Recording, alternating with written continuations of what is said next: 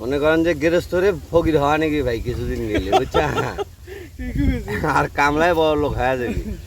এই কাম যুগে খালি মাছ তিনি থাকতো ভাই বুঝছা, তাহলে কামলা বাম্বার ইট দিয়ে বাড়ি ভরে ফেলাইলে। গাইবান্ধা জেলার এই যে মানে আকাশের যে পরিস্থিতি, এই দুর্যোগপূর্ণ আবহাওয়ার কারণে কৃষক যারা প্রান্তিক কৃষকরা কিন্তু তাদের ইরির যে চাষাবাদ, এই ইরির যে মৌসুমের চাষাবাদে তাদের যে ধান, জমির ধান এবং ধান সহ যে খড়, সেগুলো নিয়ে কিন্তু অত্যন্ত বিপাকে পড়েছে। এবং কৃষকদের যে সেই একদম মাঠের যে বাস্তব চিত্র, সেটা দেখার জন্যই কিন্তু আমরা এখানে এসেছি। আপনারা সঙ্গেই থাকবেন।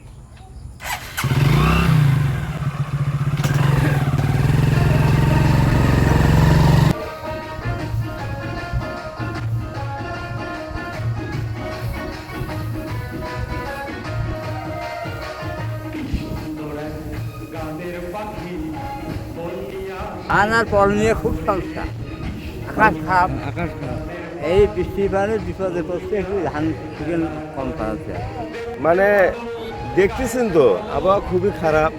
আজ গত 2 বছর থেকে যে অবস্থা, তার থেকে এবার আরো বেশি জন্য এই যে 7,000 8,000 টাকার বিঘে তাও কামলা পাওয়া যাচ্ছে না, পচে গেছে। হ্যাঁ, এই যাবৎ বিঘে বস্তি ধান এই যে দেখে যান এই যে কেমন পানি হয়েছে আজকে, আর গত যে ঘূর্ণিঝড় হয়েছে, হ্যাঁ ধান তলে শেষা হয়ে গেছে। বর্তমান এই রোডের মধ্যে হাজার হাজার মন ধান পড়ি আছে, পচি গিয়ে গাছে নষ্ট হয়ে যাওয়া লাগছে। কামলা হবে, ওজো হবে, কিছু করে পাই না। কোনো কামলার টাকা পয়সা কেমন হয়েছে, একদিকে ধান কাটতেছি, ঘরে ধান নেয় না, যদি নিয়ে যাই 600-700 টাকা মন।